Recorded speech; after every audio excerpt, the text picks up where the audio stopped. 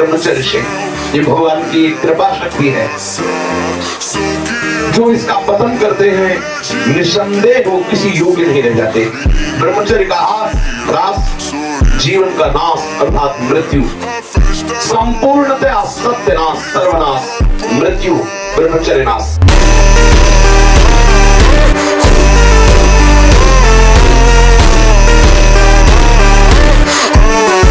ब्रह्मचर्य ही जीवन है और ब्रह्मचर्य का नाश ही महान मृत्यु है। ब्रह्मचर्य ही स्वस्थता है, ब्रह्मचर्य का नाश ही महान रोगों का निमंत्रण है।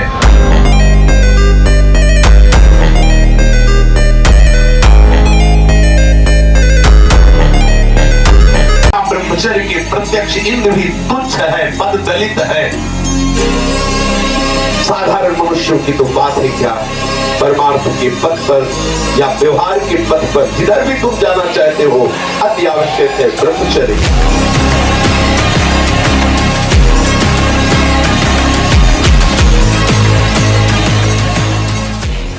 समस्त विद्याओं की सूक्ष्म रहस्य को प्रकाशित करने वाला ब्रह्मचर्य, समस्त वैभवों की सिद्धियों को प्रकाशित करने वाला ब्रह्मचर्य, समस्त सौभाग्य का उदय करने वाला ब्रह्मचर्य। ब्रह्मचर्य सर्वश्रेष्ठ मंत्र है, ब्रह्मचर्य सर्वश्रेष्ठ तपस्या है, ब्रह्मचर्य सर्वश्रेष्ठ बल है। 4 बजे उठ करके शौच स्नान करके यदि 20 मिनट व्यायाम करोगे रोज तो आप देखोगे वरदान की तरह काम करेगा। दवा कोई वर्जिश से बेहतर नहीं, नुक्शा है कम खर्च, बाला नसेन शक्ति बढ़े, फुर्तील है चोट न अधिक पिराए, अन्न पचे चंगा रहे, कसरत सदा सहाय।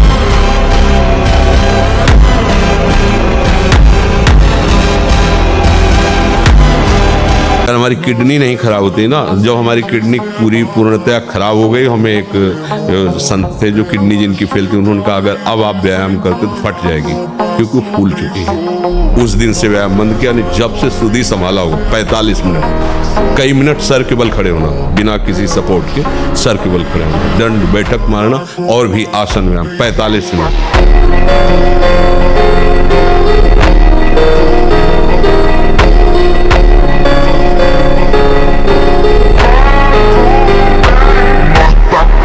व्यायाम करना चाहिए, नाम जप करना। देखो अब देखो अपना जीवन देखना, 1 साल में आप बदल जाओगे, 1 साल में चेहरा बदल जाएगा, जीवन बदल जाएगा।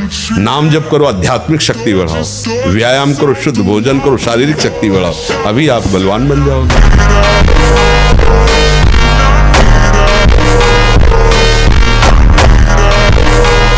बलवान कौन है?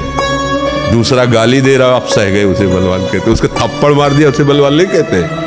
बल आप में क्षमा है तो आप बलवान हैं, काम को आप जीत रहे हैं आप बलवान हैं, लोभ को आप जीत रहे हैं आप बलवान हैं, दूसरा कोई बीमार पड़ा है आप उसको सेवा कर रहे हैं, कोई चाह नहीं, ये आप बलवान हैं। निर्बल आदमी नहीं कर सकता। आज हम सब निर्बल होते जाते हैं, क्या?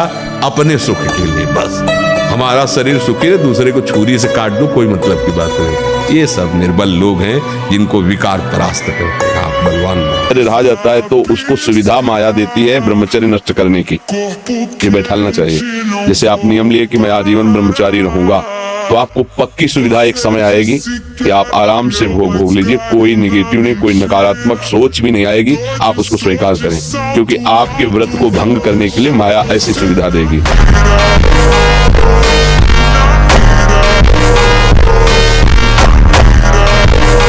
ऐसे 48 मिनट बिना हिले डुले सिद्धासन और पद्मासन का अभ्यास करें, आहार शुद्ध रखे, तो ब्रह्मचर्य ऊर्ध्वरेता होता है। जो ब्रह्मचारी है उसका ऊर्ध्वगामी वीर हो जाता है, फिर वो अधोगामी नहीं होगा।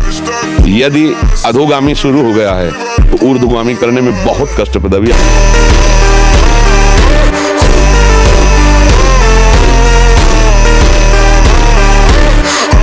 अच्छा ब्रह्मचर्य है हर इंद्रिय का, वाणी का ब्रह्मचर्य व्यर्थ का बकवास नहीं, भगवत चिंतन हितकर मधुकर वाणी।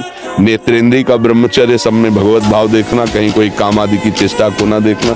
श्रवणेंद्रिय का भगवत चर्चा सुनना, शास्त्र चर्चा सुनना, व्यर्थ की बातें ना सुनना। ऐसे हर इंद्रिय का ब्रह्मचर्य हो जाएगा तो ब्रह्मचर्य का मतलब ब्रह्म में ही स्थित महापुरुष।